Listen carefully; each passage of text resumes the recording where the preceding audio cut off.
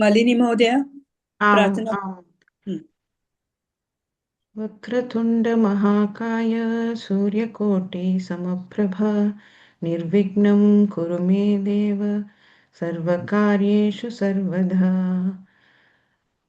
गुरुर्ब्रह्मा गुरुर्विष्णुः गुरुदेवो महेश्वरः गुरुः साक्षात् परं ब्रह्म तस्मै श्रीगुरवे नमः। वाक्यकारं वररुचिं भाष्यकारं पतञ्जलिं पाणिनीं सूत्रकारश्च प्रणतोऽस्मि मुनित्रयं। या वर्णपदवाक्यार्थगद्यपद्यस्वरूपिणी वाचि नर्तयतु क्षिप्रं मेधां देवी सरस्वती।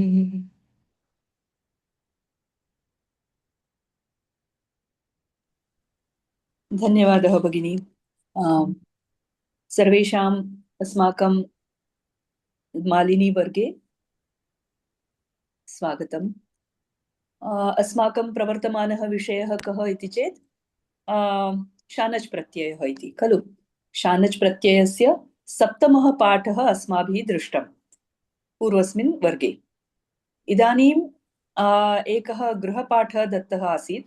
तस्मात् पूर्वं अस्तु, गृहपाठः एव पश्यामः। तत्र कानिचन दशवाक्यानि सन्ति। तेषु वाक्येषु शुद्धीकरणं आवश्यकं वा इति भवद्भिः चिन्तनीयम् आसीत्।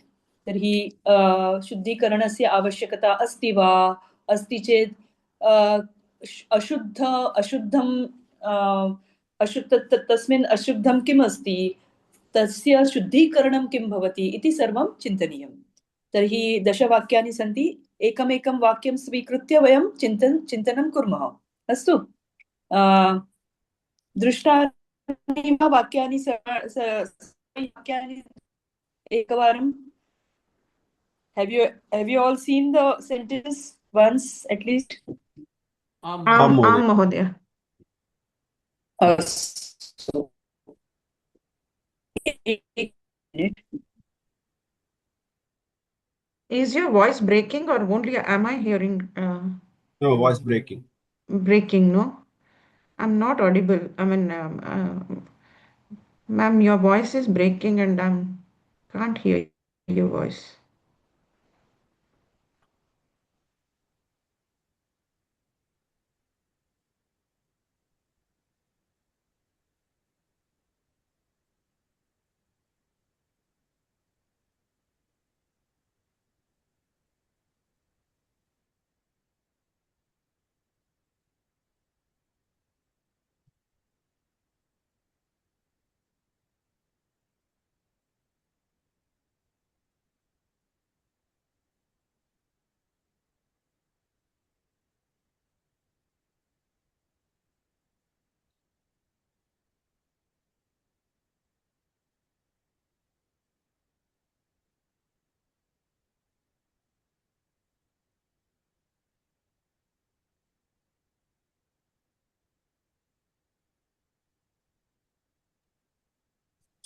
Voice is still breaking, or is it better now?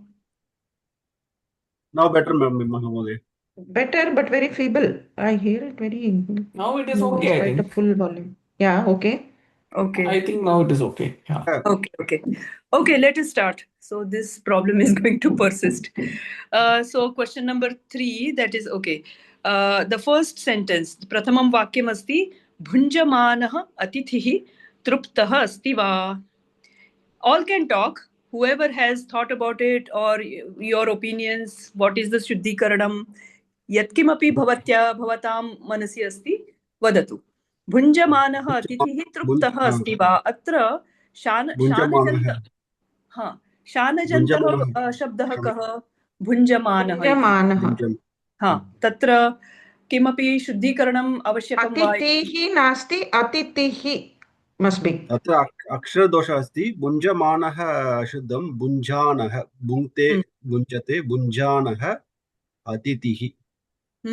भुञ्जानः इति भवेत्। तत्र मुगागमः न भवेत् इति खलु। किमर्थं न भवेत्? तत्र भुञ्जते भुङ्क्ते इति अस्ति तत्र अते इति अस्ति अत इस् नास्ति अत नास्ति Te, if it is ate, then it is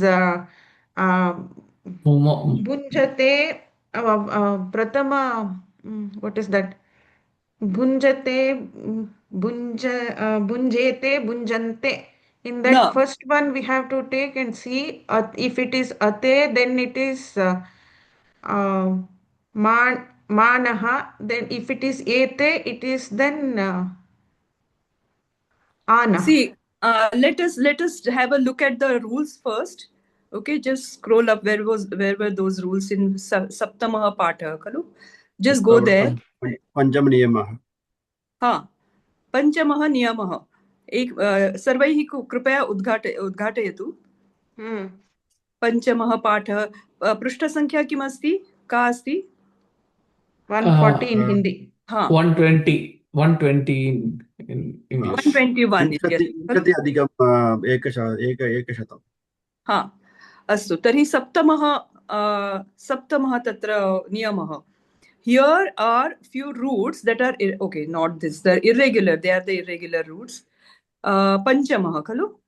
Panchamaha, Mahoday. You might have noticed a slight difference among the Shanajanta forms used above in the words Vandamanaha and Shobhamanaha. Shobhamana. There is mana. While in Kurvana, it should be Kurvana. Okay, that is, I think, Kurvana. And Shayana, there is ana. To understand this, observe the lat prathama purushaha ekavachana form. If there is a rasva akaraha before te, as in vandate shobhate, the letter ma is prefixed to ana, and hence the Shanajanta form becomes vandamana shobhamana. If there is any other vowel, as is in kurute, shete, only ana will be added. So kurute, shete, this is all.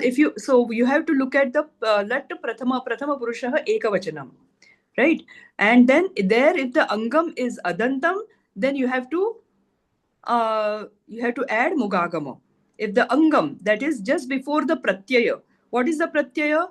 Atmanepadi pratyaya. Te, ite, ante. Te. Right? Vandate, shobhate. So te is the pratyaya. Just before that, whatever is there, that is called the angam. These technical terms are very important as you go ahead in Vyakaranam. Okay? Don't think that, oh, okay, we know this is the pratyaya, this is the angam. It is not so. Sometimes the angam differs with lot of other technicalities. So you have to first of all be very clear about what is angam. So vanda, shobha is the angam. Now see, in vanda dhatu, vadi is the dhatu. Tatra numagamaha bhavati, vanda iti bhavati. Vand, that is dakara. Okay, the halanta is the dhatu now, vand. Okay, in that, it being the bhuadiganiya dhatu, there is shap pratyaya. So a is added. So now vand dhatu plus a. Now you get vanda. Now this vanda is the angam for the te pratyaya. Okay, if you see only the shap, which is in between, vikarana pratyaya, shap, a. Before that, what is the angam? Vand. That is with the halanta. Okay, so for the vikarana pratyaya shap, shap ityasmat iti avashishyate, khalu. So shap, that is a. Before that, whatever lies, that is vand with the halanta. That vand is the angam for shap vikarana pratyaya. For the te pratyaya, vanda te pratyaya, the angam will be vand plus a, vanda, the whole thing. Okay, the dhatu plus the vikarana pratyaya, vanda, becomes the angam for the pratyaya te. Is it clear to everybody? Clear, right? Okay. Yes. So te, now vandate shobhate, here the angam is adantam, shobha, vanda, ataha, that tatra ma iti prefix for the ana, that is shanaj. So mugagamaha bhavati, muk iti agamaha bhavati, asmabhi drishtam gatavarge. So muk iti agamat ma iti avashishyate. Ma iti ma halanta makarah. It is called makarah. So ma iti avashishyate. So it is called mugagamah. Agamah, that is, it comes from outside. Is it there somewhere before? No, it was not there. We brought it from outside. So it is called agama. Okay, so that muk iti agamah, muk plus agamah just for sandhi mugagamah. So there is a mugagama. So vanda ma ana, vandamana, same way shobhamana. But what happens for kurute shete? Kurute, kuruvate, kuruvate is the atmanepadi. Here there is lot of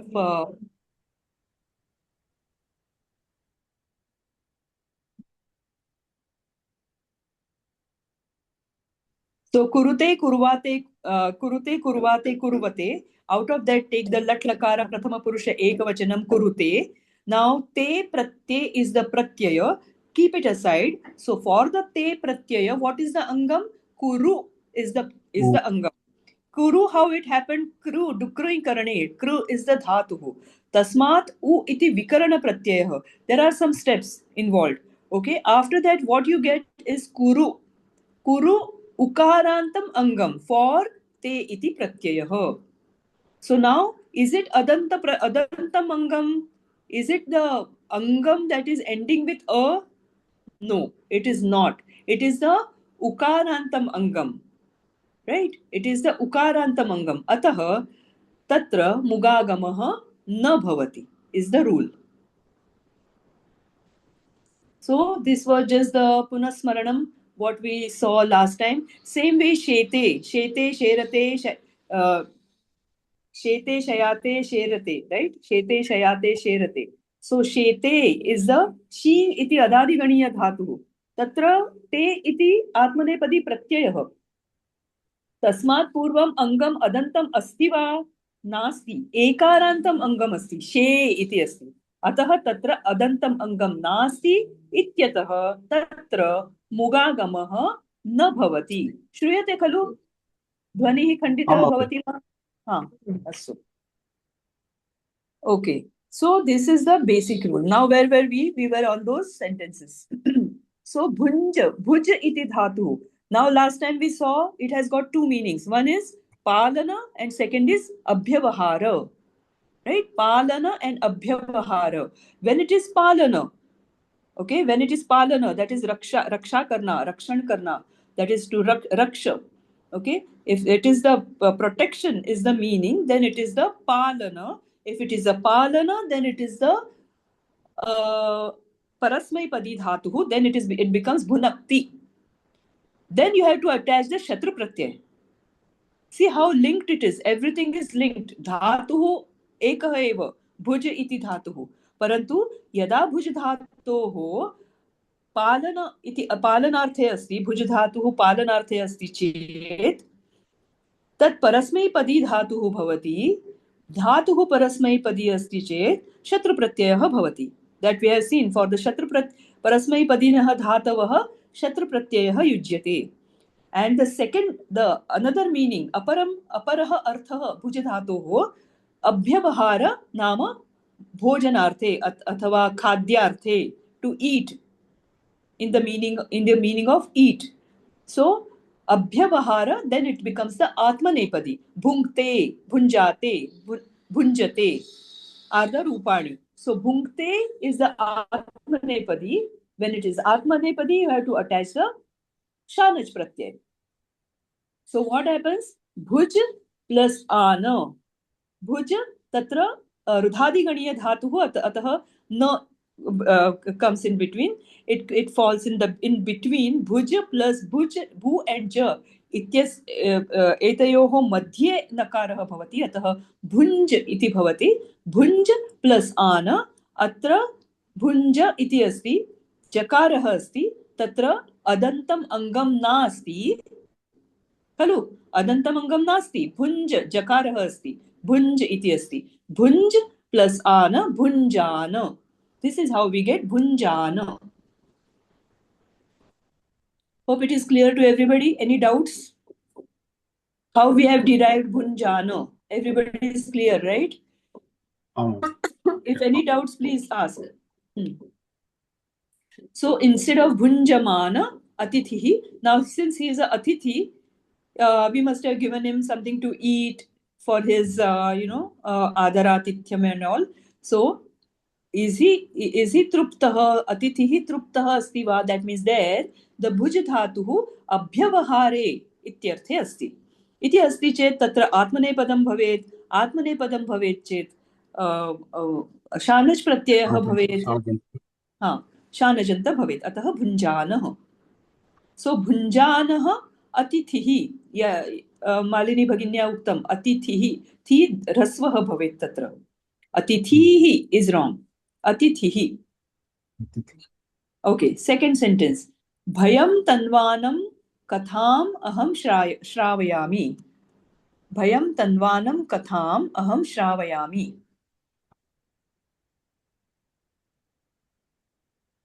अहं वदामि वा? हाँ, वदतु महोदय. तन्वानं कथां स्त्रीलिङ्गपदम् आकारान्त द्वितीयविभक्ति. सो तन्वानाम् इति अशुद्धम् अस्ति. So भयं तन्वानां कथाम् अहं श्रावयामि. भयं तन्वानां कथाम् अहं श्रावयामि. तत्र तन्वाना कथं भवति वदतु. तत्र मुगामुगं नास्ति. तनुते इति उकार अस्ति. अतः मुगामुगं न भवति. आणः एव अस्ति. सत्यं. तर्हि तनुते इति लटि प्रथमपुरुष एकवचनस्य रूपं भवति. तनु इति अङ्गम्. What is the angam? You have to concentrate on the angam. What is the angam? Tanu plus ana. Tatra yan sandhi bhavati. Tanu u a tanvana. Yan bhavati. Kalu? Tanvana iti pratipadikam vayam prapnumah. Adhuna katha iti visheshyah.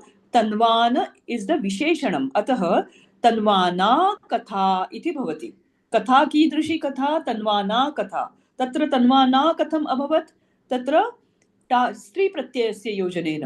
तन्वाना इति प्रातिपदिकं तन्वाना इत्यस्य कृते न योजितव्यं. कृपया अवधेयं.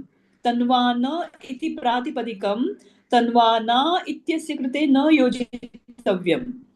Tanvana ityasya krute, tanvana should be the pratipadikam itself. So for that you have to add the stri pratyaya tap. From the top a iti avashishyate, then you get tanvana. Now tanvana is the pratipadikam. Okay. Malini Bhagini, any doubt? I saw a question mark on your face. Yeah, once again, the correct sentence form, please, ma'am. Once again, bhayam tanvanam katham. Naam. Bhayam tanvanam katham aham shravayami. So what does it mean? Meaning, anybody? Story which spreads fear. I am listening to a story which is spreading fear. Listening, no, shravayami. Shravayami. Make you listen. Okay. I'm listening. Yeah. Shravayami. Shrunomi. Nijanta. Shravayami. Aham shrunomi. Pitamahi katham shravayati. Aham katham shrunomi. Pitamahi katham shravayati. सुनाती है. सुनाती है. दादी कथा सुनाती है. हम सुनते हैं. दादी सुनाती है. That way. Hope you all understand Hindi, right? Yeah, we understand.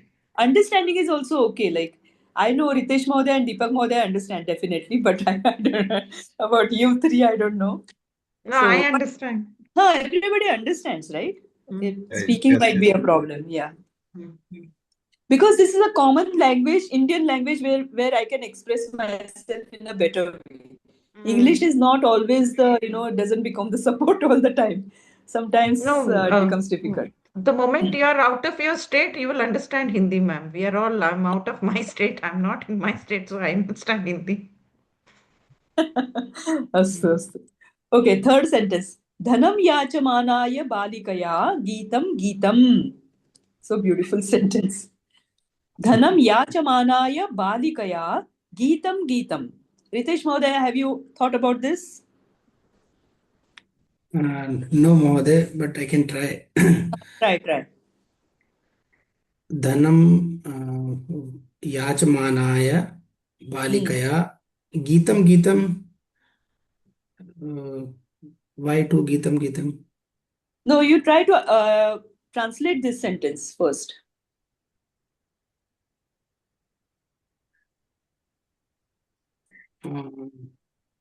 By a girl who was seeking money. She was singing song. Is it? Song Correct. sung by Karmani Prayoga. Song, Karmani Prayoga, balikaya. So then geetam gayate, first of all, right? Geetam geetam, that is geetam giyate. Balikaya geetam giyate. Giyate is the karmani prayogah kta pratyayasya na. Giyate iti atmanepadi yak pratyayasya. So geetam giyate. So geetam is wrong, right? Geetam. No, Geetam only. Correct. Yeah. Geetam is correct. See, gai is the dhatuhu. Gai dhatutah kta pratyayah. Okay, then that gives you geetam, like patham pathitam iti asti khalu. Pathah pathitah, katha pathita, granthah pathitah, kavyam pathitam. You say kavyam pathitam khalu. Kavyam pathitam, right? Kavyam pathitam. How pathitam? Path dhatutah kta pratyayah. Patham pathitam. Balakena patham patitam. Sorry, kavyam patitam. Balakena kavyam patitam. Okay, so now that patitam is what? Kta pratyayah. So same way, gai dhatutah kta pratyayah, that gives you geetam. Okay, just like patitam, here it is the geetam is the kriya padam. Like for the sentence, actually it is the visheshana, but it's okay. So geetam, that is गीत गाया गया. बालिका से गीत गाया गया. कीदृशी बालिका? याचमाना बालिका.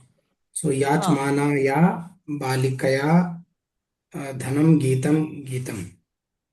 No, what is the याचमान इत्यस्य प्रातिपदिकम् अत्र किं भवति? Yachmana. No. उत्तमं. Yachmana because it is balika. Correct.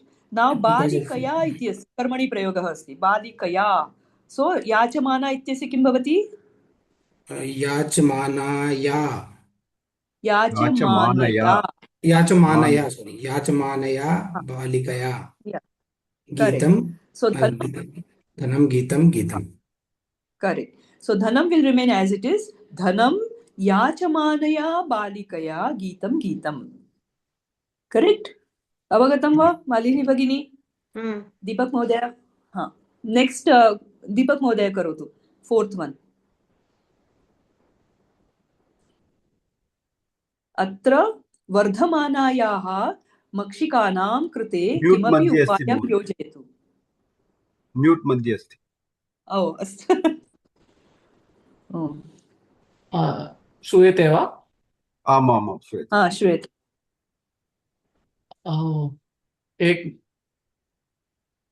Sorry, Mahodaya. I am sharing something. Okay. Sorry. I think I pressed something and I don't know, it shared something.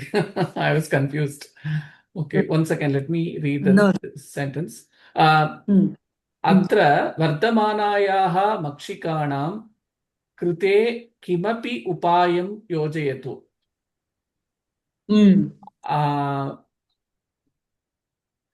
कृते किमपि उपायं योजयतु. वर्धमानायाः मक्षिकाणां वर्धमानायाः इति शानजन्तप्रयोगः.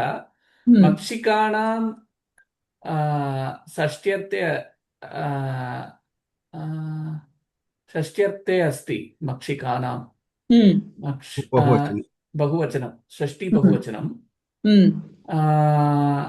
सो अत्र वर्धमानानां मक्षिकाणां कृते किमपि उपायं योजयतु। वर्धमानानां मक्षिकाणां तत्र णत्वं भवेत् खलु मक्षिकाणाम् आम् णत्वं भवेत् तत्र why there is no णत्वम् ककारः षकारः अस्ति खलु षकारः मूर्धन्यषकारः क ष इ तस्मात् अनन्तरं क इति अस्ति तत्तु व्यवधानम् अस्ति परन्तु क इति अस्ति चेत् नकारस्य णत्वं भवति तर्हि मक्षिकाणां भवेत् तत्र okay always remember there are some mistakes in this typos so वर्धमानानां मक्षिकाणां कृते किमपि उपायं योजयतु उत्तमं वेरी गुड फिफ्थ वन मालिनी भगिनी करोतु क्रीडमानस्याः महिलायाः शाटिका अतीव सुन्दरी क्रीडमानस्याः महिलायाः the lady who is buying her sari is very beautiful. Is it that way? शाटिका अतीव सुन्दरी lady is not sundari No, shatika. शाटिका सुन्दरी अस्तु अस्तु तदेव उक्तम् ओके क्रीडमानस्य महिलायाः that is षष्ठी महिलायाः रमायाः प्रथमा एकवचनं क्रीडमानस्याः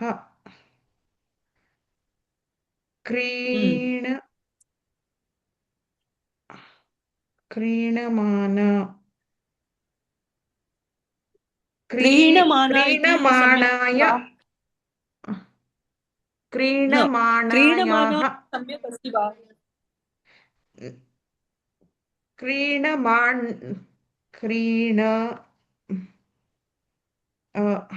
क्रीडमाण नकार नत्वं तत्तु अस्ति परन्तु क्रीडमान इति सम्यक् अस्ति वा शब्दः यत् क्रीणीते न क्रीणान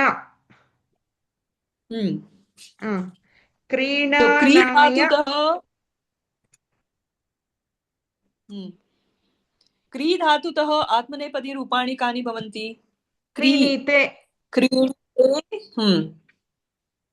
एते तत्कारणं क्रीणाय क्रीणीते नीते क्रीणीते क्रीणाते क्रीणन्ते क्रीणते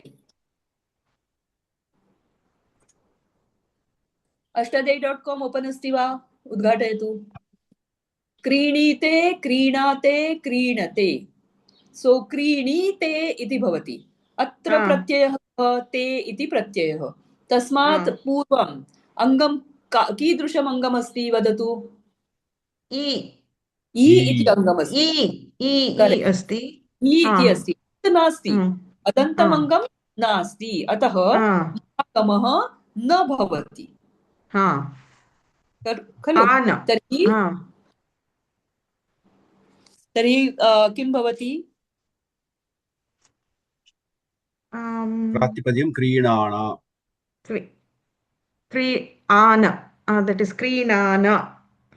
क्रीणान इति भवति तत्र कानिचन सोपानानि भवन्ति how do you derive क्रीणान okay so that we will see later क्री plus श्ना इति धात् विकरण प्रत्ययः क्रीष्णा श्ना इत्यस्मात् न इति अवशिष्यते क्रीणा plus आन क्रीणान इति भवति and for the शाटिका का अस्ति no not शाटिका महिला अतः क्रीणाना इति भवति क्रीणाना महिला so क्रीणा how do you say the sentence पूर्णं सम्पूर्णं वाक्यं वदतु। क्रीणानाय महिलाया शाटिका अतीव सुन्दरी। न न न, पुनः एकवारं वदतु। क्रीणाना इति प्रातिपदिकं, क्रीणाना इति महिलायाः इति दत्तमस्ति, महिलायाः शाटिका, अस्तु। क्रीणाना इति तस्य विशेषणं, तर्हि महिलायाः इति अस्ति चेत् क्रीणाना इत्यस्य किं भवति? क्रीणानायाः। उत्तमं। षष्ठी एकवचनं। क्रीणानायाः, क्रीणानायाः महिलायाः शाटिका अतीव सुन्दरी। उत्तमम्। अवगतं वा सर्वैः? अस्तु, अग्रिमं। लक्ष्मी भगिनी वक्तुं शक्यते वा अथवा अनन्तरं वा?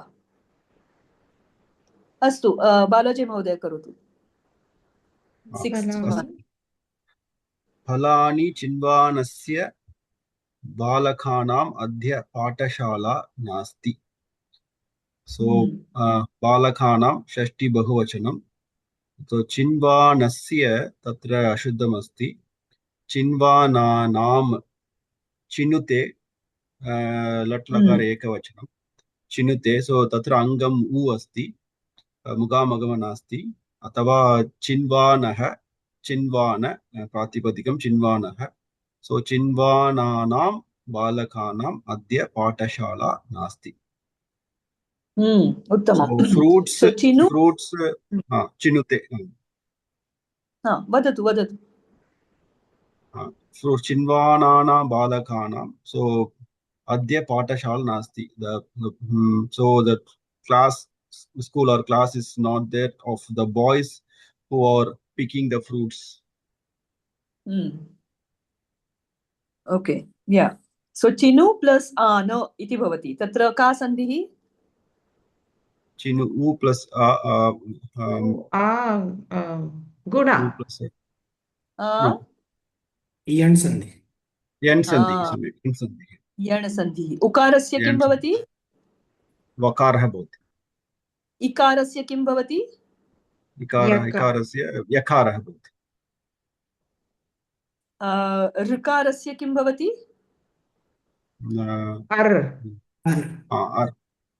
एंड ऋकारस्य अल्।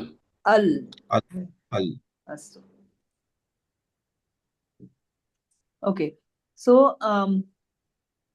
फलानि चिन्वानानां बालकानाम् अद्य पाठशाला नास्ति। अस्तु, वेरी गुड। 7th वन, दीपक महोदय।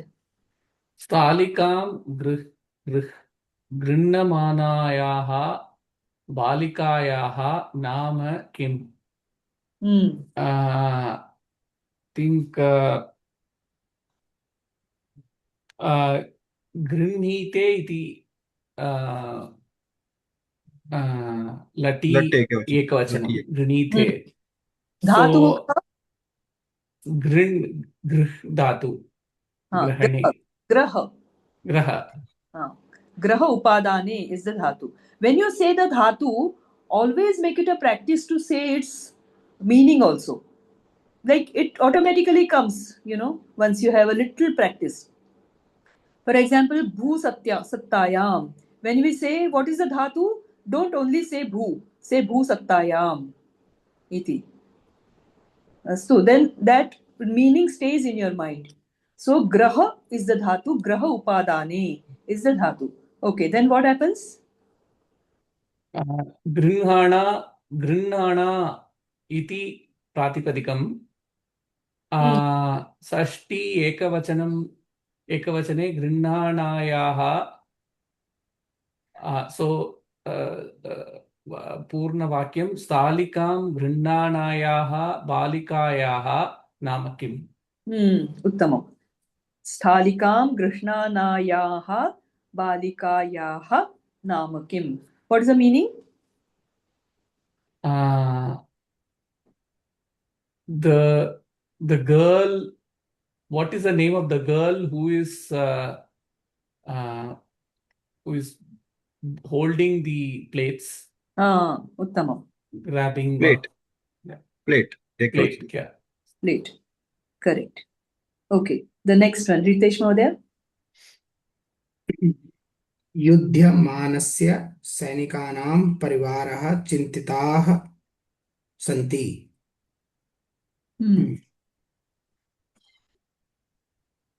Uh, the family of soldiers who participate in war, they are worried. Correct. Very good. So परिवारः, first of all, परिवारः चिन्तिताः. They don't seem Correct. चिन्तिता परिवाराः Ah, चिन्तिताः सन्ति. correct. Then युद्धमानस्य, so युध्यते, युध्यते, then युध्यमाना is correct. युद्धमानानां सैनिकानां परिवाराः चिन्तिताः सन्ति. अत्र युध्यमान किमर्थम् अभवत्? Why युध्यमान? युध्यते, प्रथमा एकवचनं, प्रथमपुरुष एकवचनं. प्रथमपुरुष एकवचनं युध्यते. Then it is angam is hraswa akara. Correct. Yudhyate, so yudhyamana, yudhyamananam sainikanam. Uttamam. So yudh samprahare is the dhatuhu. Yudh dhakaranta. Okay. Yudh samprahare is the dhatuhu. Divadiganiya dhatuhu. Divadiganiyah asti iti krutva tatra shyan iti pratyayah vikarana pratyayah. Shyan ityasmat ya iti avashishyate. So then it becomes yudhya. Okay. Yudh plus ya. Yudhya. Now this became the angam. Yudhya is the angam. अतः अदन्तमङ्गम् इत्यतः तत्र मुगागमः भवति. So युध्यमान. Okay. So next one again Malini Bhagini, 9th one. सेवां कुर्वाणः स्वयं सेवकैः विना कार्यं सम्पन्नं भवति वा? सेवकैः, तृतीया बहुवचन. सेवां कुर्वाणः, सेवां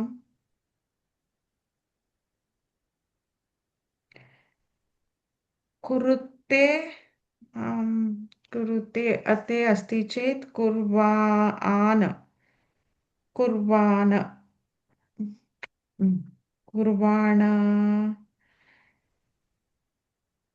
प्रथमपुरुष एकवचनं किं भवति? कृ धातोः कुरुते. कुरुते. ते इति प्रत्ययः खलु? Keep it aside. Keep it aside. Before that, what is the angam? Kuru. Kuru. Ukara. उकारान्तम् अङ्गम्. उकारान्तम् मुगागमः भवति वा? न भवति. So kuru and ana. Ana. Ukara akara. What is the sandhi? Kurva. What sandhi is that? Ukara akara.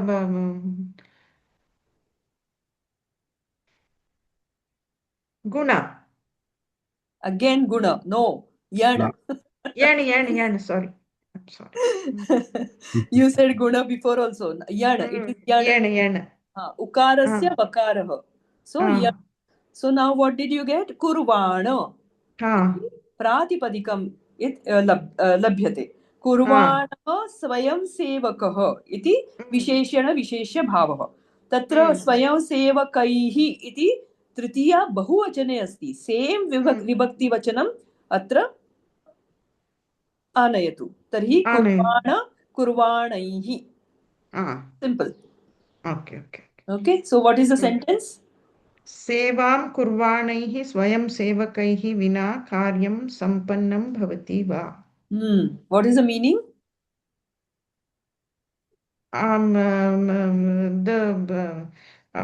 Swayam Sevakas who are doing seva, without them, whether is it possible to finish the karyam?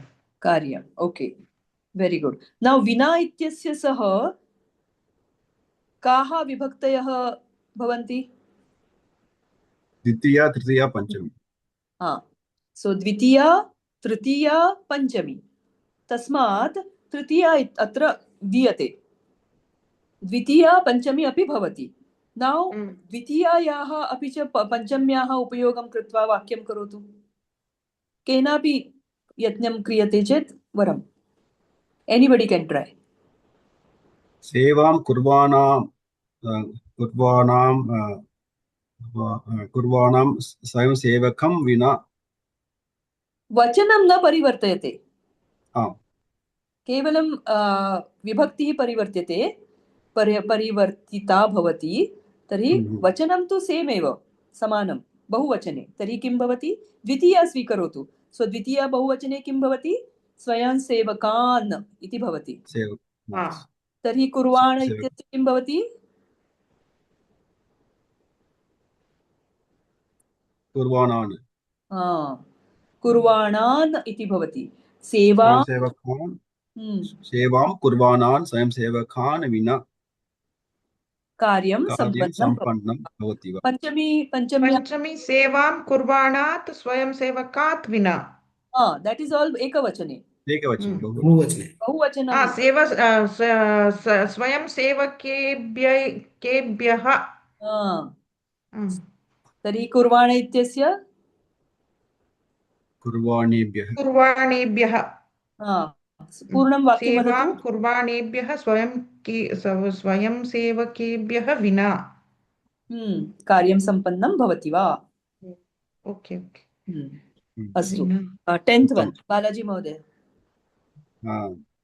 तस्मिन् प्रश्ने मम संशयः अस्ति प्रश्नः अस्ति सो दूरदर्शनं पश्यन्तः ते देवं प्रार्थयमानाः तत्र पश्यन्तः ते सो शत्रन्तरूपं किल महोदय आम् आम् सो प्रार्थयमानाः शाणजन्तरूपं सो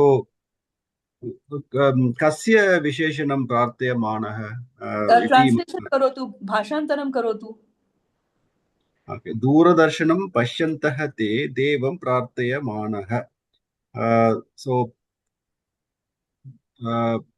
those who are watching the TV they praying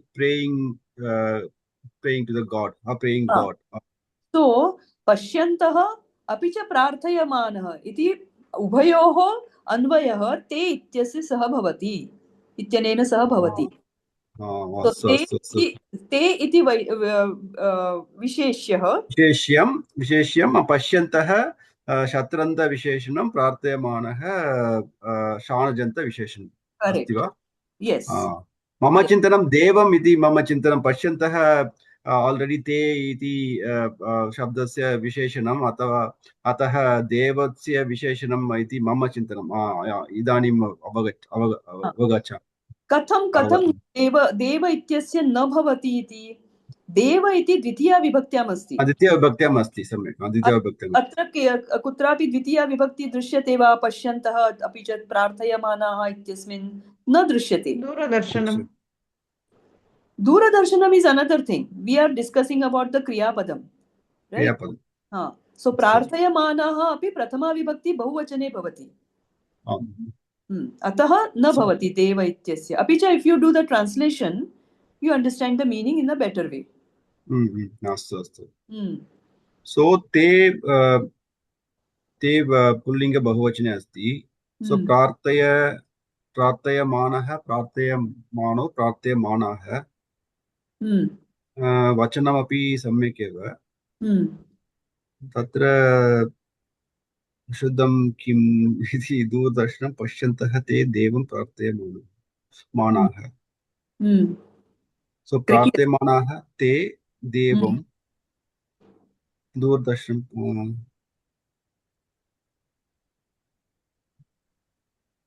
I think I'm missing something. किमस्ति साधु एव खलु वाक्यं साधु एव खलु वाक्यं साधुः। वाक्यं च तत्र शुद्धवाक्यानां शुद्धीकरणं शुद्धं सो प्रार्थयमानः तत्र मुगागमः अस्ति। प्रार्थयमानाः इति साधुरूपं वा? I was going to ask you, is it prarthya or prarthaya? प्रार्थयमानः प्रार्थयमानो प्रार्थयमानाः।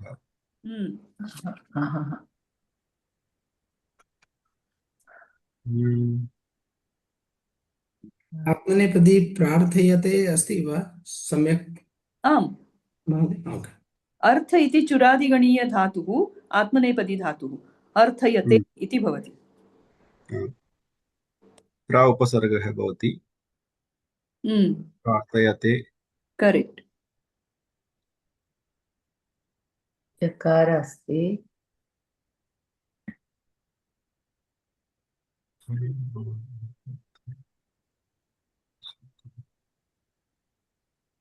Anybody can talk. प्रार्थयमानं नत्वं भवति वा?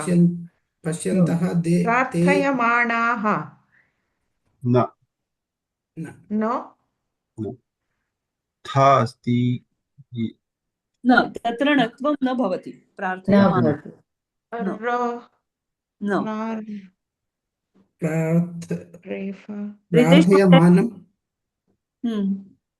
दूरदर्शनं पश्यन्तः ते देवं प्रार्थयमानम्। द्वितीया भवति वा? महोदय किं वदति? ते पश्यन्तः, कः पश्यन्तः? देवं प्रार्थयमानं देवं। प्रार्थयमानः कर्ता अनुसरति किल, देवं द्वितीया विभक्त्याम् अस्ति।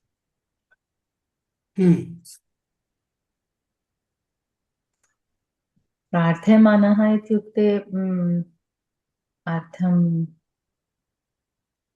किं भवति तत्र? Praying, watching TV is no. Praying and watching TV. See, they were watching some mythological movie. When the dev appeared on the screen, they were watching the movie as well as they were praying the god. So it is pashyantah api prarthayamanaah. These both are the visheshanani, visheshanadvayam of te only. Okay. Now is where is the mistake in this? So let's see, te Doordarshanam pashyantah devam prarthana. So they Doordarshan pashyantah while watching TV. Those who were watching TV who are praying to God. Correct. Okay. Yeah, that's right. Yeah, that's what I said. That's right.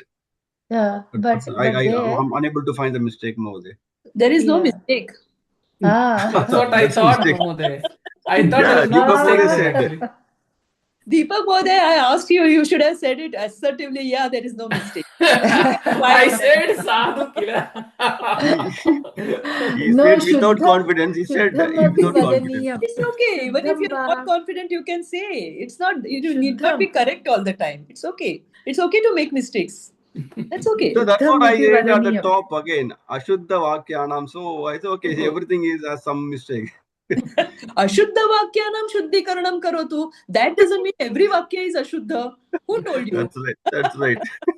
That's a good trick. Everybody is thinking, what is Ashuddham?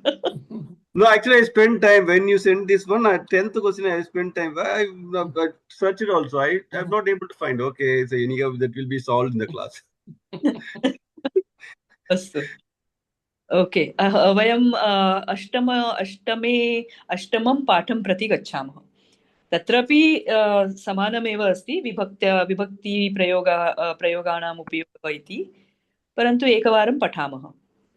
Saptamah pathah done. Now Ashtamah pathah. One lesson is running into so many pages. Where is the Ashtamah pathah? 138. 138. Got it. Okay. There are again 20 sentences. We will read them and understand the Vibhakti Prayoga. Okay. Astu. Fatafat we will go. Okay, fast. Because now we know the Vibhakti Prayoga. So yeah, the first one. Kaha patati? Lakshmi Bhagini patatu. First one. The chapter Mahoday. Ashtamah pathah. अष्टमः पाठः अष्टमः पाठः वा खलु अहं सप्तमपाठे अस्ति सारी एकवारम् अष्टमः पाठः शानच् प्रत्ययः कृदन्ताः क्षानच् प्रत्ययः in the previous in the previous lesson you got familiar with the familiar with nominative forms वाक्यमेव नारदः वन्दमानं ध्रुवकुमारम् उत्थाप्य उक्तवान्. Oh, translated. Oh yeah, Narada उत्थाप्य उक्तवान्. Okay, Vandamanam Dhruvakumaram. Dhruvakumara who was bowing, उत्थाप्य made him stand. I think. How do I say उत्थाप्य? Made him stand and spoke to him. Made him stand, no? I know. I don't know how to translate in English. I forget English now also. उठा के उठाता है, right, correct. उठा के बोला. वंदमानम ध्रुव Komaram. So Dhruva Kumara was praying. Dhruva Kumara who was bowing. or who was praying, basically praying. Utthapya. So having it says that having raised, that's what it says here. Having raised. Okay. Narada, having raised Dhruva Kumara who was bowing, spoke. Narada spoke. Okay. So Narada चरण स्पर्श करते हुए ध्रुव कुमार को उठाते हुए बोले. So right? So in English I would say Narada spoke. Do I then start using to Dhruva Kumar who was bowing? Yeah, spoke with or spoke to. Okay. Yeah. Okay. Or I can say Narada having raised Narada having raised the Dhruva Kumara who was bowing, spoke. Or bowing Dhruva Kumara, Narada while raising, or what you said? Having raised. Uthapya. Having raised, bowing Dhruva Kumara. Spoke. Bowing, sorry. It's little difficult. But yeah, you can little bit concentrate and add some. Okay. Okay. Next one. Patatu. Dasharatha vardhamananan balakan drishtva hrushtavan. So Dasharatha so vardhamananan, growing, basically balan, boys, growing boys, drishtva, having seen, hrushtavan, became happy. So Dasharatha became happy seeing the growing boys. Yes, correct. One doubt, ma'am. It's not to this. Whenever I see this Vardhamana noun, is it noun or verb? Vardhamana Tirthankara. Whenever I see that, I feel Vardhamana is whether it's noun or verb. Actually, when this is Vardhamana is made, the Rupam is made, Vardhamana, it works as a noun only. Right? We use the Subanta Pratyay with that. Vardhamanam, Vardhamanan iti. So it is a noun. Vardate is the verb. That is the Kriya Padam. But Vardhamana with the Shanaja Pratyaya, Shanajanta Pratyaya, you get the Kridanta, right? We get the Kridanta because they are Krit Pratyayaha. So Kridanta means Pratipadikam. Pratipadikam hota hai to we put the Suk Pratyaya. So let that all Suaujas, Amauchas, all those pratyaya, 21 pratyayas will come. When they are Pratipadikam. So that means they can serve as a noun. They are nouns actually. And the nouns which are the Visheshanam. Nouns are Visheshanam atra, right? So Vardhamanam Balaha, Vardhamanaha Balaha. So Vardhamanan Balan iti. All Kridanta Mohoday, right? So all Kridanta words will be Subanta Pada. Yes. So this is one of them, Sanach. Correct. Shanach is Yes. one of them. Shatranta, Shanajanta. These are all are Kridantani. Kridanta Padani. So Pratipadikani. Once they are Pratipadikam, you can put the Suk Pratyaya and make them Subanta. Astu. भाषमाणेन राजकीयपुरुषेण बहु प्रलपितम्. So भाषमाणेन राजकीयपुरुषेण, Rajakiyapurusha is like politician. So the person who giving the speech, or is it speaking a lot? Pralapitam is spoke a lot. Yeah. Spoken by. Spoken a lot. Pralapitam is spoken a lot. Pralapana. So, I'm looking at the course. yeah. So it is anarthak. What is it? Anathaka vakye. Meaning? Nonsense, basically. Bada chada. Oh, okay. Spoke a lot Pralapitam. of nonsense. Nonsense. Okay, interesting. Blabbering. So the politician who Bhashamanana, who was speaking, who was speaking, spoke a lot of nonsense. Tritiya vibhaktiyam asti. Tritiya vibhakti. Yes, कर्मणि प्रयोग है इसलिए तृतीया विभक्ति. Yes.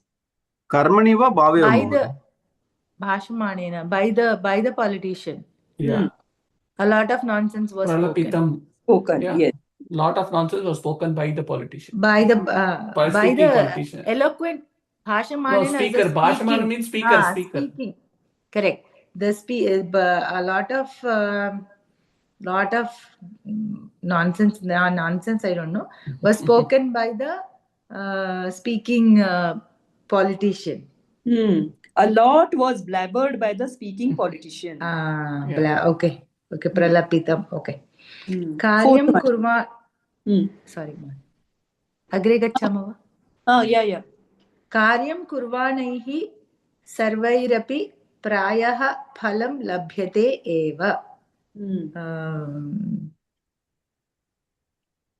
Okay. Karyam kurvanaihi sarvaihi api prayah phalam labhyate eva. So you will get the fruit for eva. We'll get the fruit only. That is there. Karyam kurvanaihi, by those sarvaihi, those who are doing the work. Yes. Those who are doing the work. Also, prayaha is early. No. Perhaps. What is perhaps? Sarvaihi api. Karyam kurvanaihi sarvaihi api. By all also. Work done by all. Work day. Also. Prayah, that is most probably, perhaps. Okay, perhaps will get the fruit also. Or will be successful. They will be successful also. Okay. Dhanam kamaya manaya kripanaya anyat kimapi.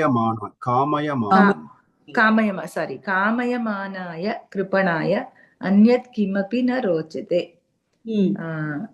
So he doesn't like anything else. Dhanam kamaya manaya kripanaya. Kripanaha is miser. Thank you. Okay. So The miser who To is keep earning money. money, he doesn't like anything else. No, liking. Who is after the money? Liking the money. Anaya is desiring. Desirous. Desiring. Okay. So, okay.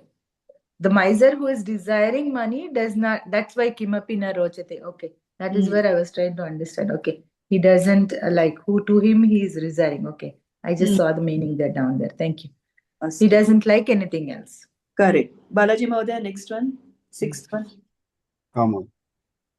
याचमानेभ्यः भिक्षुकेभ्यः प्रायः सर्वे कुप्यन्ति. याचमानेभ्यः भिक्षुकेभ्यः प्रायः सर्वे. Perhaps everyone gets angry. No.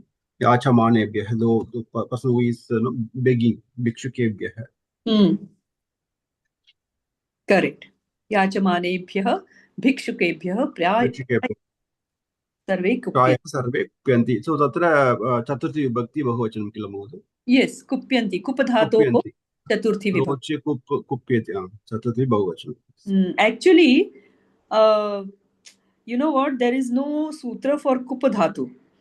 कुपधातु धातोः अर्थे ये अन्ये धातवः सन्ति, क्रुध इति अन्ये केपि सन्ति, तेषां तैः सह तु चतुर्थी विभक्तिः भवत्येव, तत्र सूत्रमेव अस्ति. परन्तु कुप् धातुतः अपि चतुर्थी विभक्तिः इत्यस्य कुत्रापि स्पष्टः उल्लेखः नास्ति. अतः there was a debate amongst us like कुप् धातुतः किं भवति इति चेत्. अस्तु, अग्रे. 7th. अहमपि पठामि वा? आमां, 5 sentences. अच्छा. किंचित स्पन्दमानादपि वृक्षात् स्पन्दमानात् अपि वृक्षात् फलानि पतितानि. किंचित स्पन्दमानात् अपि वृक्षात्. So पंचमी एकवचनं. फलानि पतितानि. So स्पन्दमानात् अपि. So the shaking tree. From the shaking tree, some fruits are fallen. किंचित् स्पन्दमानात् वृक्षात्. So some shaking trees. वृक्षात् किंचित् वृक्षात्. No, किंचित् स्पन्दमान. Shaking. किंचित् स्पन्दमानात् अपि वृक्षात् फलानि पतितानि. So some fruits fallen from the shaking tree. Little shaking of the tree. No. Little shaking. Okay, little shaking. Kinchit spandamana, not some fruit. Some fruits nasti. सम्यक्. Ma'am, we can actually take kinchit palani patitani. Kinchit palani patitani. Some fruits fell down. But then by the shaking. No, spandamanat api. No, my doubt api. is Just by shaking. No. The why thing is, why is that kinchit for the shaking? Why not kinchit for the fruits? Api. By That's shaking the tree. No. Spandamanadapi vrikshat. By shaking the tree, kinchit palani patitani. Some fruits fell down. दीपक महोदय, किंचित् एकवचने अस्ति. कानिचित् फलानि. कानिचित्. Okay. Yeah. But here my question is, Mahodaya, so panchami vibhaktiyam asti, spandamanaat and vrikshat. So kinchit also, that one also should be in it should not be in panchami vibhakti. No, I know what you are up to, but here kinchit is little bit, actually. Okay. Little bit. Just to show you that it is ishat spandanena api. Ishat spandanena api. Astu. इति तस्य आशयः. तत्र पंचमी विभक्तिः न भवेत्. पंचमी भवेत् चेत् कस्मिंश्चित् or whatever.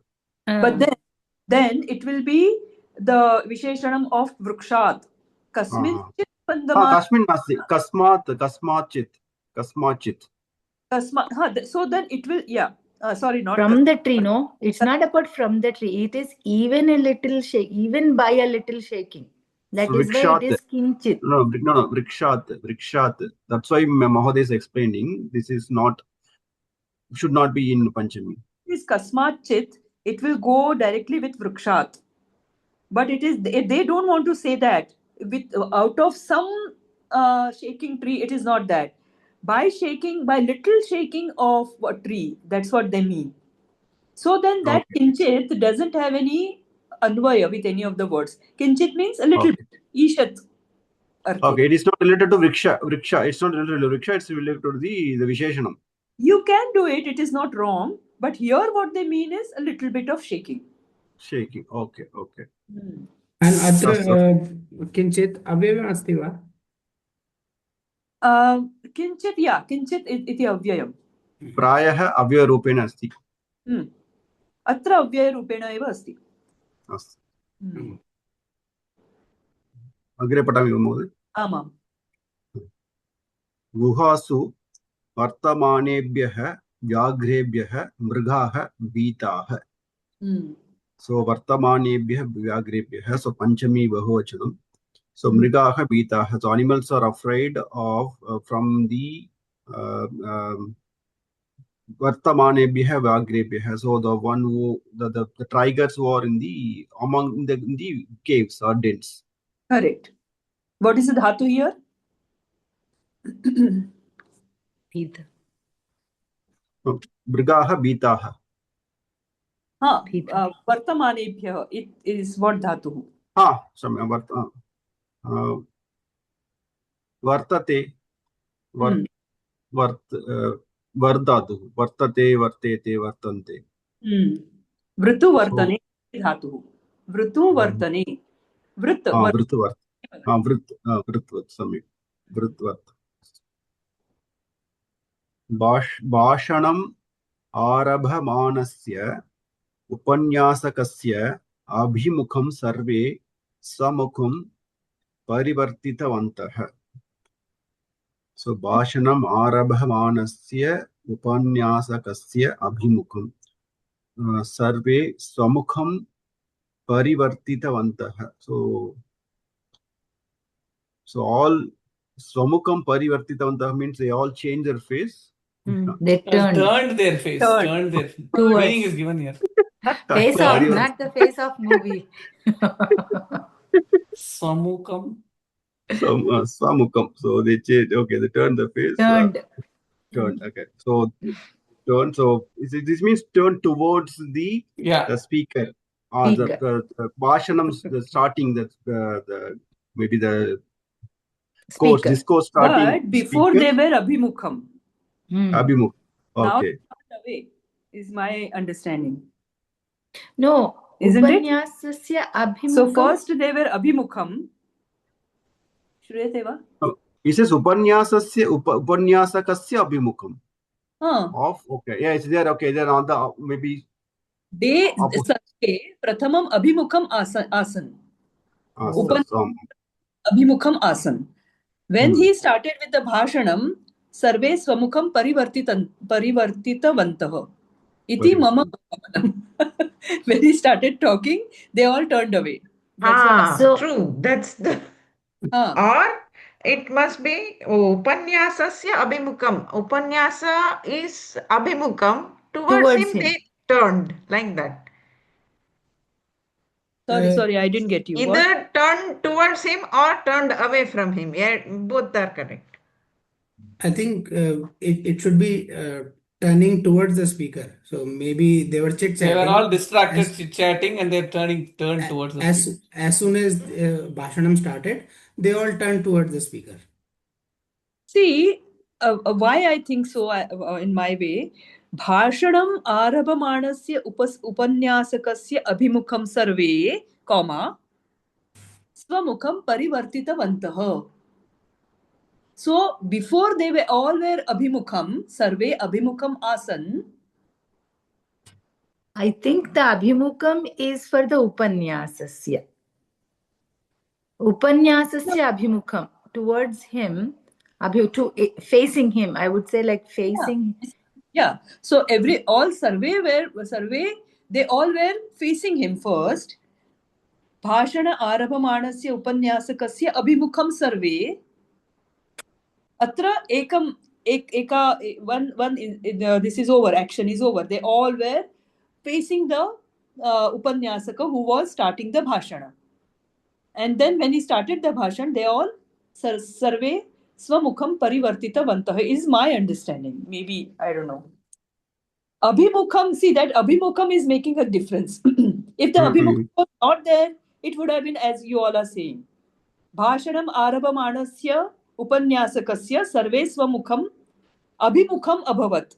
That would have been abhimukham abhavat. First they were abhimukham. After that they swamukham parivartitavantah. Iti mama. Artham kim? Abhimukham? Abhimukham is facing. Facing towards. So Abhimukham and Swamukham. Sorry, Abhimukham, Abhimukham, Swamukham. Are they not together? No. No. They all were Abhimukham. That means they all were facing the stage. The Upanyasaka is on the stage. Okay, so far he was sitting on the chair, as a good boy. But then he was called to the mic, and then he was told to say 2 words. They say, no, okay, just say a few words and all that. When he started saying, Sarve Swamukham Parivartitavantah. This is what is. He must be a very boring speaker. Yeah. I think this makes sense then. Yeah. I think so. And one more I wanted to ask ma'am always, why there is no comma in Sanskrit? There is no comma in Sanskrit. You said the answer. So it is bhava prayoga. You have to remember. If you see the mythological texts and all, Purana, Vedas and all, you won't find comma anywhere. Comma was later on, like for our understanding. Okay. Because nowadays we don't understand if the comma is not there. They were pragalbhaha ki without comma only they used to understand everything. They could make the anvaya very nicely even without all these comma and semicolon and all that. This all we needed. We need. Astu, next. 10th one. प्रयतमानानां कार्यसिद्धिः अवश्यं भवत्येव. तत्र विशेषं न आवश्यकं वा महोदय? प्रयतमानानां, those who are putting efforts, कार्यसिद्धिः, so the success avashyam bhavatyeva. You can say jananam, prayatamananam. Manushyanam, jananam. Yeah, but even if you don't say prayataman, jananam, then even it conveys the meaning. Prayatamananam. Okay. So the putting efforts, the karyasiddhi, so they will get the results, success of the avashyam bhavet. Tatra dhatu. Yat dhatu, yataman, yatate. Yes. Prayatnam, we say no, prayatnam. This is that dhatu. Yat iti dhatu. Pra upasarga purvakah yat dhatu. Priyatate iti bhavati atah tatra mugagamah prayatamanah iti. Prayatamanah. धन्यवादः. धन्यवादः. अधुना कः वदति? दीपक महोदय वदति वा? 11th onwards, 5 sentences. महोदय. देवं सेवमाने भक्ते शान्तिः वर्तते. सप्तमी अस्ति. सेवमाने भक्ते शान्तिः वर्तते. In those who are praying to the God, peace existed. A peace was there. Peace upon the devotees who are praying to the God. Yeah. Peace upon is something, it leads to something. Peace upon you, all the Jesus words. You should take back that. Devotees serving the God experience peace. How do you find it? Yeah. Okay, next. So, Mahodaya, Tatra experience peace, devotees serving God, experience peace is a translation, but Sevamane Bhakte is on the devotees. That is why I think in English, no? How would you say? You go ahead. Exactly, peace be upon you. No. They are always in peace who are serving the Lord. Let there be peace, like that. It's better not to translate some sentences. Yeah. Correct. We all You understood. understood the meaning. The Let's meaning go is move on. understood. Yes, that's all. Continue. Yeah. 12th one.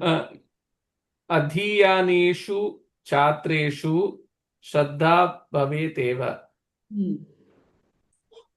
Adhiyaneshu, in those, I mean, the meaning given here is in those who are studying, in the students who are studying, Shraddha, the faith develop. Again, Shraddha, faith is not the Effort. correct, I mean, not exact translation. Effort or sincere effort. Shraddha means faith, actually, but faith is not literally the meaning, but Confidence. faith builds, actually. Confidence.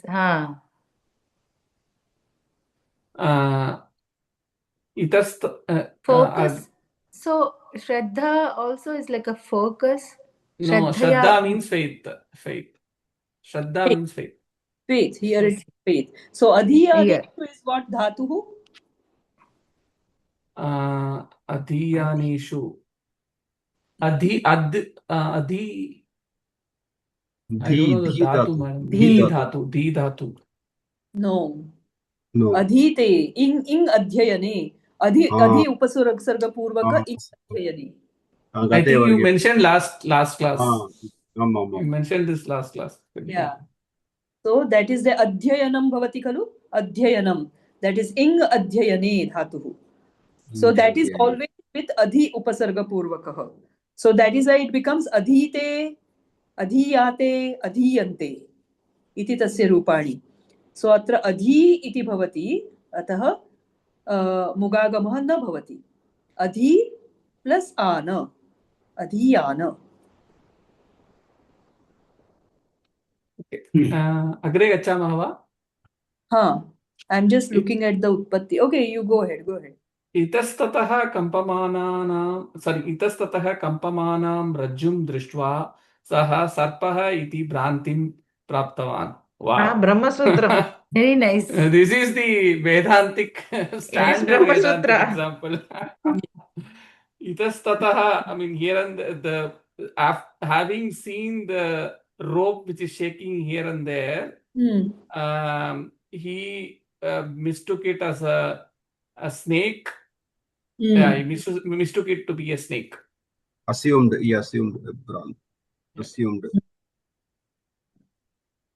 Right. Kampamanam iti bhavati. Kampamanam rajjum drushtva saha sarpah iti bhrantim praptavan. What is it called?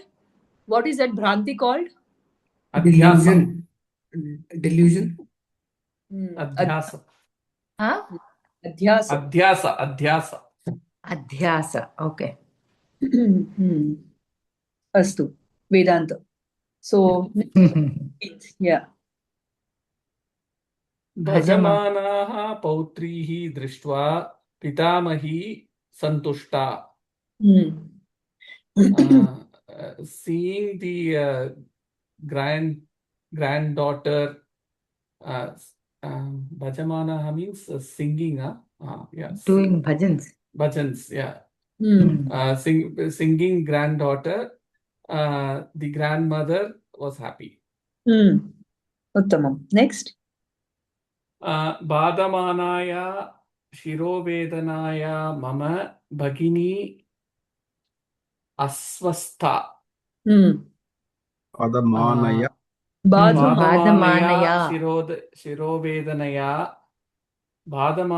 shirovedanaya mama bhagini asvastha. My sister was unwell with a headache, but Badhamanaya disturbing painful, troubling headache. Badhate iti dhatuh. Badh dhatuh. Astu. Dhanyavadah Mahodaya. Now Ritesh Mahodaya, next one. 16 to 20.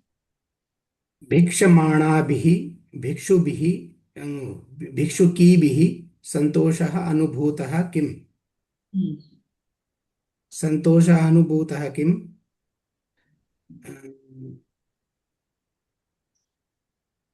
What kind of what is the peace which is experienced No, by Anubhutah kim. Was So happy. does she experience? or oh does she experience Does she experience the pleasure?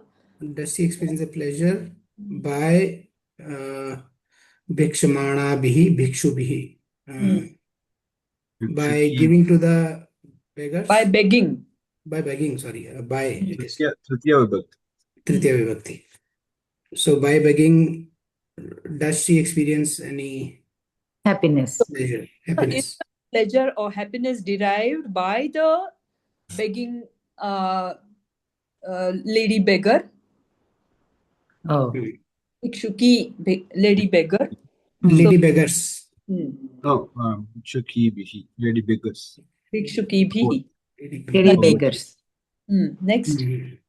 विशेषेण आलोचमानायै लेखिकायै प्रशस्तिः प्रदत्ता. Lot of words don't know. विशेषेण mainly, right? Mainly आलोचमानायै लेखिकायै. Writers, by the writers who write controversially, No, they are Chaturthi Bhakti Mula. okay. Yeah, लेखिकायै to the writers. What kind of writers? Alochamaanaयै. See, the meaning is given down below. Oh, in the is it? विचारशील. The one who is thinking. Oh, विचारशील बालियों के लिए. अच्छा हिंदी आपके पास. One who, yeah, the one who is thinking. Yeah. Thoughtful, you can say thoughtful Writers. Writer, that Lekhika. Prashasti. Was award was given, is it? Award was given. This Visheshena. Primarily, is it? Ritesh महोदय, हिंदी भाषायाम् अनुवादं करोतु. You sometimes I think regional language sounds better than translation, better Always. than in English. Always. But we Hindi don't भाषायाम् अनुवादं करोतु. We don't have a common matrubhasha, so we have to take the support of Hindi. So everybody. सोचने वाली लेखिकाओं को ज्यादातर प्रशस्ति पुरस्कार दी जाती है. प्रशस्ति दिया जाता है. पुरस्कार दिया जाता है. करेक्ट. ज्यादातर कहाँ से आया? मतलब are you saying that? विशेषेण. Okay, fantastic. Yes. Ajitak is working on Ajitak now. Okay, next one.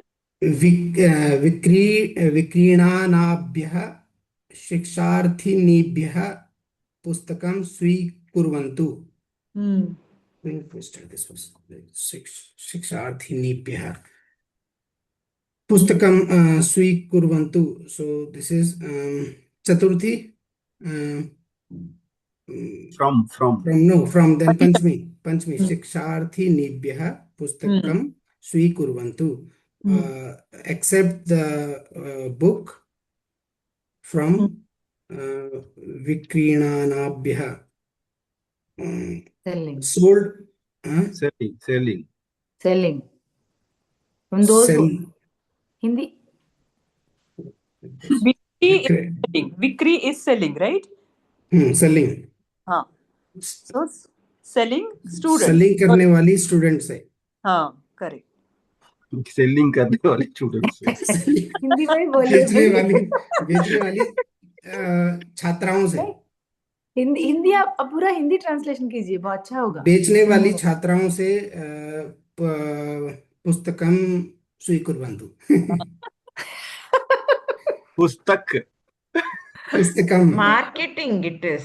No, isn't it? No, स्वीकुर्वन्तु. Take it. Buy it. Like book ले लो. बेचने वाली छात्राओं से पुस्तक ले लो. ले लेनी चाहिए. नहीं ले लो, राइट? ले लोडिंग लो, वर्ड. कुर्वन्तु, Hello. take, कुर्वन्तु. ले लो, बहुवचने. बहुवचने of बहुवचने. ले लीजिए. हाँ, ले ले लीजिए. लीजिए. Oh. Okay. Ninth? What is this? Uddaya, In my उड्डयमानायाः book it is Uddayamanayah. blurred. Uddayamanaya, उड्डयमानायाः श्येन्याः उड्डयमानायाः श्येन्याः श्येन्याः शुकशावकः अत्यन्तः भीतः. अत्यन्तं अत्यन्तं भीतः. ओ शुकशावकः, तोतों के बच्चे भीतः, काफी डरे हुए थे. नहीं, काफी अत्यन्तः डरे हुए थे नहीं, था. एक ही था. डर गए. शावकः भीतः. शुकशावकः एकवचनं. एक ही है. हाँ. किससे डर गए? किससे? then it is Panchami, right? उड़ने वाले. श्येन्याः उड्डयमानायाः, उड़ने वाले Eagle, बाज, eagle, eagle. Eagle, but here it is female Female. eagle. female. Female eagle. Shenah is eagle and Shenya is, I think, the female eagle. So Female eagle. Uddayamanayaः Shenyaः Shukashavakः Atyantam Bheetah. This is udayate, right? Dayate, D dayate dhatuः. Udayate. Ut upasarga purvaka. Now see here, very nice sandhi. Ut upasarga purvaka D dayate dhatuः. D, okay? Ding iti dhatuः. Ding. Tasmat D iti avashishyate. D dayate iti. So ut upasarga purvaka D dayate. Ut dayate. Tatra shtutvam bhavati. Stoho shtunashtuhu. Remember? So ut yasya takarasya takarah prathamam bhavati. Then takarasya jastvam bhutva dakarah bhavati. So uddayate. महोदय एकवारं पुनः वदति वा? Ding. Prathamam ut takara. Okay, ut plus d, or you can write dayate. Ut plus dayate. Then stoho shtunashtuhu. Dayate asti खलु, ड इति अस्ति. तर्हि तस्य किं भवति? टकारः भवति. ट मूर्धन्य टकारः.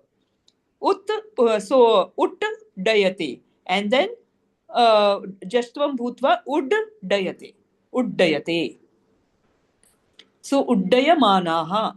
Uddayamana shyenya. Uddayamanayaha shenyaha. Sheni bhavati. Oh, sorry. Sheni iti bhavati. Shenyaha. Like शेनि इकारान्त भवति. इकारन्त. शेनि, शेन्यो, शेन्याः. ह्रस्व इकार, right? शेनि. No. Dirgha ikar. दीर्घ. नदी शब्द. नदी शब्द. Shenyaha. This is nadyaha, like. नद्याः. Next, 20th. स्पर्धमानाभ्यः शिक्षार्थिनीभ्यः प्रशस्तिः दीयताम्.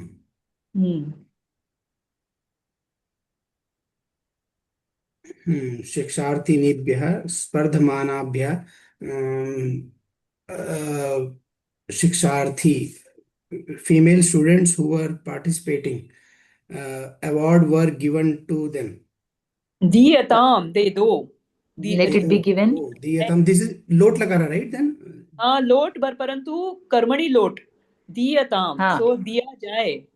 दिया जाए. Okay. Let it be given. शिक्षार्थिनी. प्रशस्तिः दीयताम्. Okay. Diyatam is कर्मणि lot. Okay. दिया जाए.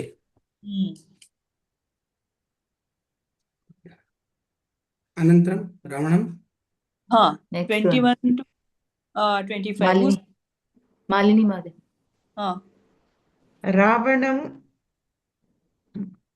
रावणम् एव आशङ्कमानायाः सीतायाः मनसि हनुमत् दर्शनात् भीतिः उत्पन्ना.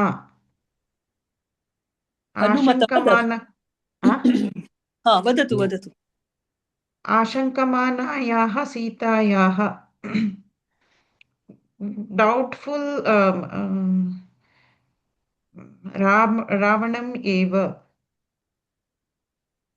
Ravanam Thinking eva is, ashankamanaya Sita. So Sita is doubting whether is he Ravanam. She doesn't know.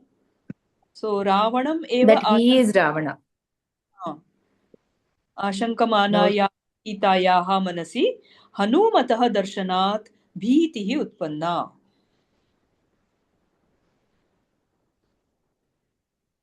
But why she should get doubt? No, my thing is what the way I understood is Ashankamanayaः Sitayaः मनसि हनुमतः दर्शनात् रावणं रावणात् भीतिः उत्पन्ना. No, not Ravanath Bhitihi. So Ravana got Sitaya, scared by seeing the Sita's. I don't know. No, I think So seeing Hanuman, Sita was scared initially, thinking it could be Ravana. But that is because she was in the disguise she was of scared Ravana. because she was scared because Ravana has this ability to change form to different forms. He came in as a Brahmin, right? So it could have been him. Correct. That is why she was scared, thinking in Ravana the has taken another Ashokavana, form. looking at Hanuman, Sita doubted that whether is it Hanuman only or is it Ravana in She disguise doesn't of know Hanuman. She thinks Ravana could have come in some other form. In disguise of Hanuman. Ravanam Ditya Bhatyam. Karma. शंकते इति धातुः शंक धातुः. So आ उपसर्गपूर्वक शंक धातु शंकते शंकते शंकेते शंकन्ते शंक धातुः. Ashanka is doubt, no? Yes. So Sita doubted looking at Ravana whether it is Hanuman or Ravana in disguise of Hanuman. Okay. Vepamananam yuvatinam bandavaha tatra agataha. Vepamananam kamti hui. Oh, shivering bandavaha tatra agatavan. Relatives came near shivering girl. Young girls. Yuvatinam. girls. Young girls. खिद्यमानायां वृद्धायां नूतनः अभिलाषः उत्पन्नः. खिद्यमानायां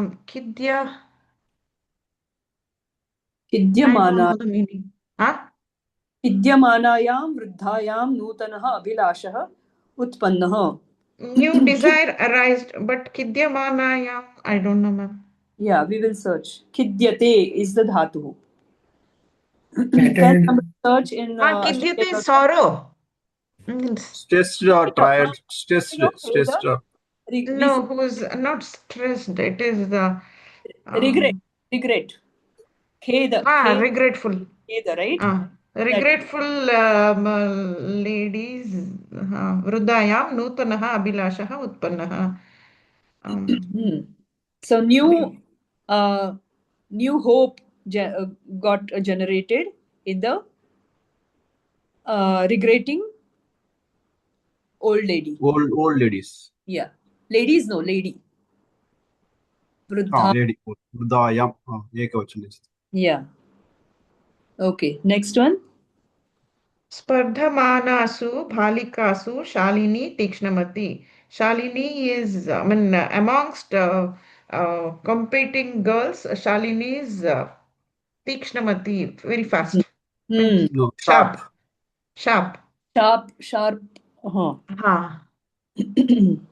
आतपे प्रतीक्षमाणेभ्यः मित्रेभ्यः पानकं रोचते. Atape is धूप में. The people who are waiting in mitrebhyah, friends who are waiting in sun, sitting धूप में तपते हुए मित्रों को पानकम रोचते. वेटिंग तपते अच्छा लगता है. लंबमानानि फलानि स्वीकरोतु. स्वीकरोतु, take hanging fruits. Fruits which are hanging. Correct. Lambate is the dhatu. Upasarga purvaka lamba dhatu. Pratikshamana is what dhatu? ईक्ष ईक्षते ईक्ष ईक्षते प्रयोग उपसर्गपूर्वक ईक्ष धातु प्रति उपसर्गपूर्वक ईक्ष धातु प्रति प्लस ईक्ष प्रतीक्षते अस्तु. So this is here we complete shana cha. Next time we will take the sati saptami because sati saptami is closely related with shatranta and shanajanta. So we can make sentences with sati saptami. Okay, it's an easy and interesting topic, and then you can use it in many sentences. Vakyeshu upayoktum tasya bahu रुचिः भवति. मम तु बहु रुचिः भवति. You can entangle the sentences after sentences by using just the sati saptami. Astu. Sorry for a little while I'm just putting my video on because it may go off, but now it is okay. Okay. प्रतीक्षमाणेभ्यः इति पञ्चमी एव भवति. पञ्चमी बहुवचनं. No, that is चतुर्थी बहु. रोचते रोचते अस्ति चेत् चतुर्थी. आंख बंद करके चतुर्थी बस. ओके. अस्तु प्रार्थनां कुर्मः. शान्तिमन्त्रेण समापयामः. ॐ सर्वे भवन्तु सुखिनः सर्वे सन्तु निरामयाः सर्वे भद्राणि पश्यन्तु मा कश्चित् दुःखभाग् भवेत्. ॐ शान्ति शान्ति शान्तिः. हरिः ओम् तत्सत्. श्रीगुरुभ्यो नमः. हरिः ओम्. हरिः ओम्. अस्तु सर्वेषां धन्यवादः. धन्यवादः. धन्यवादः. पुनर्मिलामः. पुनर्मिलामः. पुनर्मिलामः.